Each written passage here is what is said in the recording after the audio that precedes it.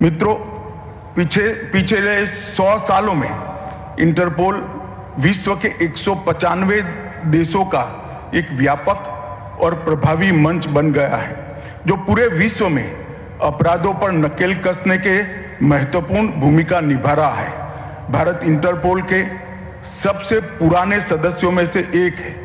1949 से भारत इंटरपोल के साथ जुड़ा हुआ है। आज के विश्व में इंटरपोल जैसा मंच कोऑपरेशन और मल्टीलेटरलिज्म के लिए बेहद जरूरी और महत्वपूर्ण है।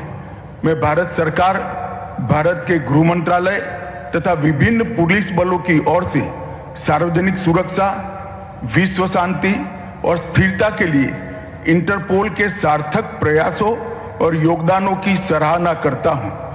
मित्रों, क्रिमिनल जस्टिस सिस्टम भारत के लिए कोई नई बात नहीं है।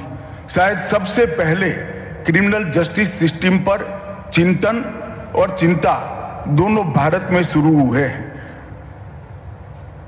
जब भी पूरी दुनिया में स्टेट का कंसेप्ट अस्तित्व में आया होगा, तब पुलिसिंग शायद स्टेट के सबसे पहले कर्तव्य के रूप में उभरा होगा।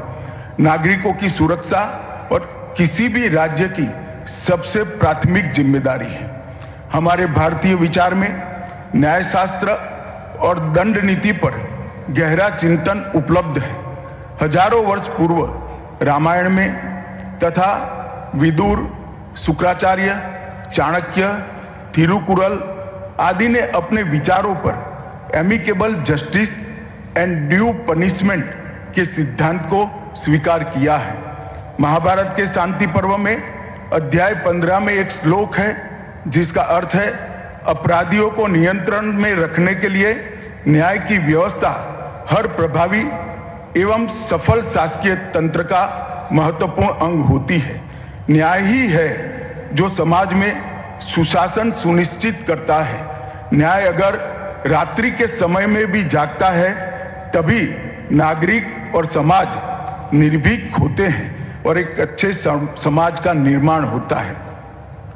अभी पिछले 8 साल में प्रधानमंत्री मोदी जी के नेतृत्व में भारत सरकार यह सुनिश्चित करने के लिए निरंतर आवश्यक कदम उठा रही है कि हमारा पुलिस बल किसी भी चुनौती का सामना करने के लिए तैयार रहे।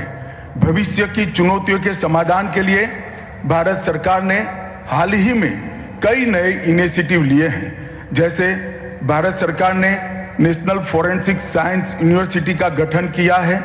ICGS के रूप में क्रिमिनल जस्टिस के मुख्य स्तंभ अर्थात ई कोर्ट, ई प्रिजन, ई फॉरेंसिक तथा ई प्रोसिक्यूशन को crime and criminal tracking network and system के साथ जोड़ा जा रहा है।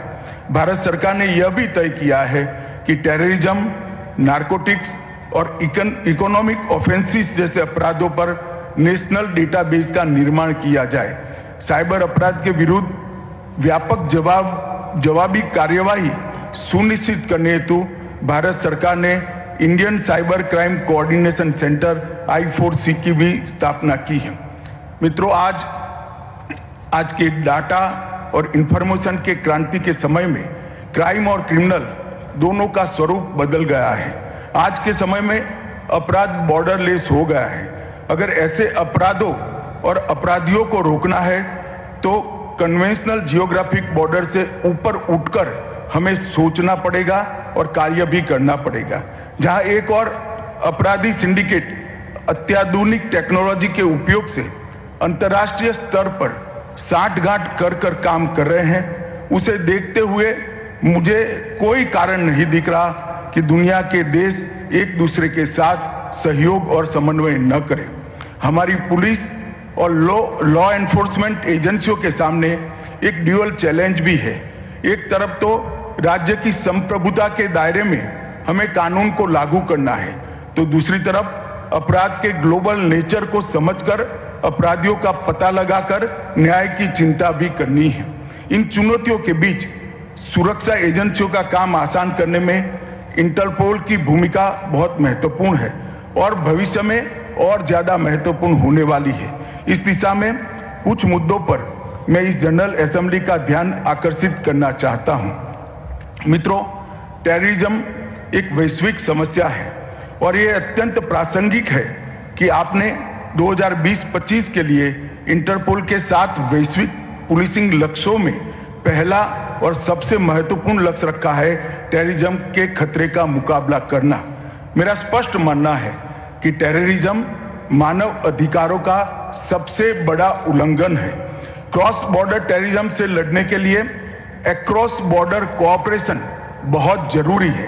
अक्रॉस बॉर्डर कोऑपरेशन के बगैर क्रॉस बॉर्डर टेररिज्म से हम नहीं लड़ सकते हैं, जिसके लिए इंटरपोल एक सर्वोत्तम प्लेटफॉर्म है। सबसे पहले सभी देशों ने टेररिज्म और टेररिस्ट की व्याख्या पर आम सहमति बनानी पड़ेगी। अगर टेररिज्म और टेररिस्ट इसकी व्याख्या पर आम सहमति नहीं बनती है तो हम एकरूप होकर इसके सामने वैश्विक लड़ाई नहीं लड़ सकते। टेररिज्म के खिलाफ एक साथ लड़ने की प्रतिबद्धता एक और गुड टेररिज्म, बैड टेररिज्म तथा टेररिस्ट हमला छोटा या बड़ा, ये दोनों नैरेटिव एक साथ में नहीं चल सकते हैं। ऑनलाइन रेडिकलाइजेशन के द्वारा क्रॉस बॉर्डर से फैलाई जा रही टेररिज्म की आइडियोलॉजी की चुनौती पर भी हमने आम सहमति बनानी होगी।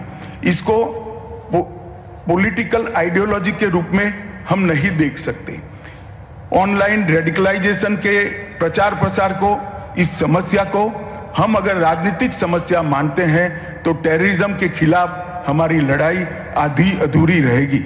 हम सभी यह सुनिश्चित करने के लिए प्रतिबद्ध हो कि टेररिज्म के विरुद्ध प्रभावी लड़ाई दीर्घकालिक, व्यापक और सतत होनी चाहिए।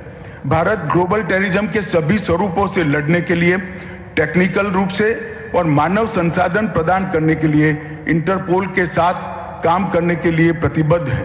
ये देखा गया है कि कई देशों में इंटरपोल की नोडल एजेंसी और देश की काउंटर टेरर एजेंसी अलग अलग है। ऐसी स्थिति में टेररिज्म की चुनौती से निपटने के लिए दुनिया की सभी काउंटर टेरर एजेंसियों का एक साथ आना मुश्किल लगता है। इस दिशा में मेरा इंटरपोल से सुझाव है कि सभी सदस्य देशों की काउंटर टेररिज्म एजेंसियों के बीच real time information exchange line स्थापित करने के बारे में एक स्थायी तंत्र का विचार करना चाहिए और ये तंत्र आने वाले दिनों में टेररिज्म के खिलाफ हमारी लड़ाई को और पुख्ता करेगा, ऐसा मेरा विश्वास है। मित्रों, भारत की स्वतंत्रता के 75वें साल के मौके पर हमारे प्रधानमंत्री नरेंद्र मोदी जी ने नशा मुक्त भारत का लक्ष्य भारत के सामने रखा है। नारकोटिक्स के वैश्विक व्यापार से उभरते ट्रेंड को और नार्को टेरर जैसी चुनौतियों को देखते हुए सभी राष्ट्रों के बीच घनिष्ठ सहयोग की आवश्यकता मैं महसूस करता हूं, जैसे कि इंफॉर्मेशन और इंटेलिजेंस का आदान प्रदान करने के लिए एक प्लेटफॉर्म हो, इंटेलिजेंस आधारित संयुक्त अभियान चलाए जाए, क्षेत्रीय समुद्री सुरक्षा सहयोग हो, पारस्परिक कानूनी सहायता हो, मनी लॉन्ड्रिंग से निपटने के लिए एक प्रभावी तंत्र स्थापित किया जाए। भारत के नारकोटिक्स कंट्रोल ब्यूरो ने नारकोटिक्स की जब्ती, उन्हें नष्ट करने और केस को नतीजे तक पहुंचाने में बहुत अच्छी सफलता हासिल की है।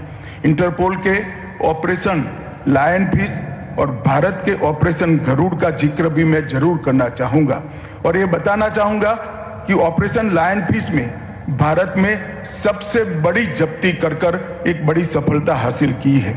मेरा ये अनुरोध होगा कि सभी सदस्य देशों की एंटी नारकोटिक्स एजेंसियों के बीच real time information exchange network तथा एक विस्तृत नार्को डेटाबेस स्थापित करने में इंटरपोल ने ज्यादा काम करने की जरूरत है। मेरा ये सौभाग्य है कि आज इंटरपोल अपने शताब्दी वर्ष का उत्सव शुरू करने जा रहा है और मैं इसका साक्षी बन रहा हूं। जैसा कि मुझे बताया गया, इन 4 दिनों में दिल्ली में आपने ग्लोबल क्राइम ट्रेंड रिपोर्ट 2022 और इंटरपोल विजन 2030 पर चर्चा की है।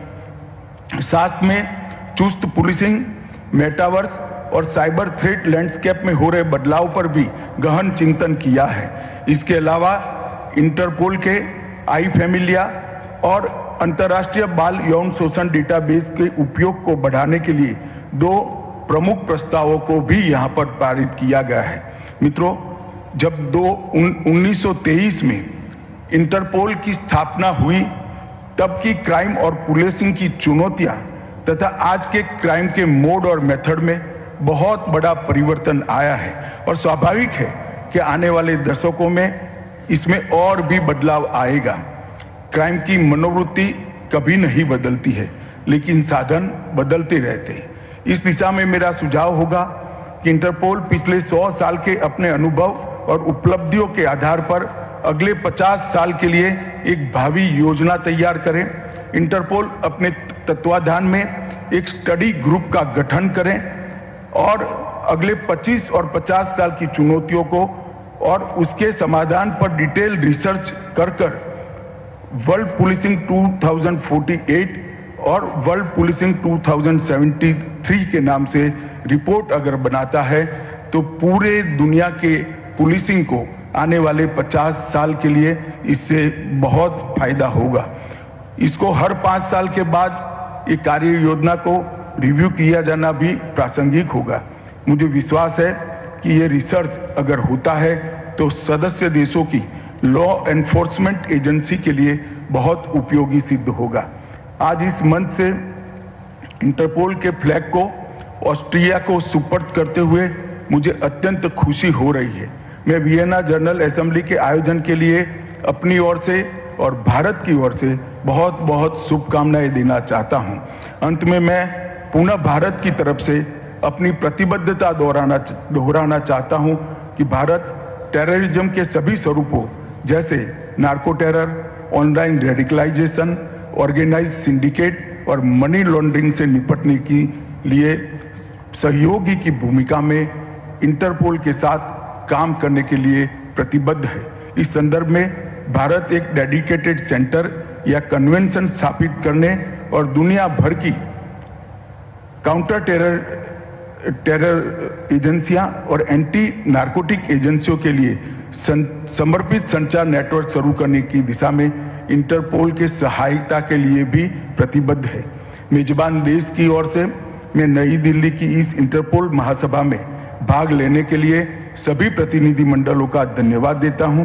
मुझे विश्वास है कि भारत की आपकी ये यात्रा, विभिन्न स्थलों का आपका दौरा और दीपावली का त्योहार आपके लिए हमेशा यादगार रहेगा।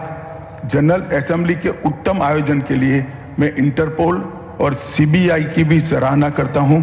मैं सभी को सुखद और सुरक्षित अपने देश वापस पहुंचने की मंगल कामना कर मेरी बात को समाप्त करता हूं। वंदे मातरम। धन्यवाद।